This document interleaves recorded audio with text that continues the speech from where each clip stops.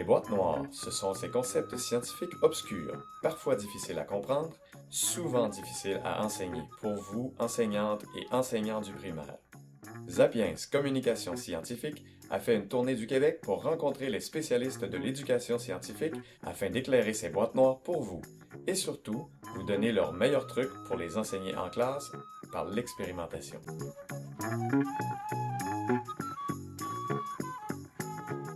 Bonjour, je me présente, Gabrielle, chargée de projet pour l'École des protéines. L'École des protéines a pour mission de rapprocher les scientifiques du regroupement Protéo et les enseignants au niveau préuniversitaire. Le but de l'École des protéines est de montrer l'importance des protéines dans la vie de tous les jours. L'école a 2 volets d'action, soit des conférences et ateliers, ou encore des ressources pédagogiques pour les enseignants. Notre but aujourd'hui est de faciliter la compréhension de la conservation de la matière suite à une réaction, qu'elle soit chimique ou physique. Pour une réaction chimique, un des 5 critères suivants doit être respecté. Changement de température, changement de couleur, formation d'un précipité, formation de lumière ou dégagement d'un gaz. Parmi les exemples qui peuvent être donnés, on retrouve la bûche qui brûle. La combustion est une réaction chimique qui produit de la chaleur. Par la suite, lorsqu'on parle de dégagement de lumière, il est possible de penser aux bâtonnets lumineux que l'on craque pour que les réactifs rentrent en contact et créent une réaction qui dégage de la lumière. Par la suite, il est possible de penser à la rouille. Lorsque le fer s'oxyde et crée la rouille, nous avons un changement de couleur. Une réaction qu'on a tous faite un jour à la maison, c'est laisser un verre de lait trop longtemps sur le comptoir et revenir avec du lait caillé. Le lait caillé est une réaction de précipitation car la caille va se ramasser au fond de notre verre. Par la suite, il nous reste le dégagement gazeux et on va vous la montrer dans quelques instants grâce à une expérience. Pour cette expérience, nous aurons besoin d'une bouteille en verre, de vinaigre, d'un ballon, d'un entonnoir, de bicarbonate de soude et une balance. Les étapes pour la réalisation de cette expérience sont plutôt simples. Simplement, ajoutez du vinaigre dans votre bouteille de verre, pesez les deux et notez la masse. Par la suite, ajoutez à l'aide de l'entonnoir du bicarbonate de soude à l'intérieur de votre ballon.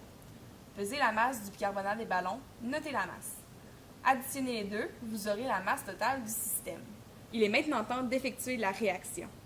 Il ne vous reste seulement qu'à agiter le ballon afin que le bicarbonate de soude tombe dans notre vinaigre et que la réaction commence. N'oubliez pas de bien tenir votre ballon.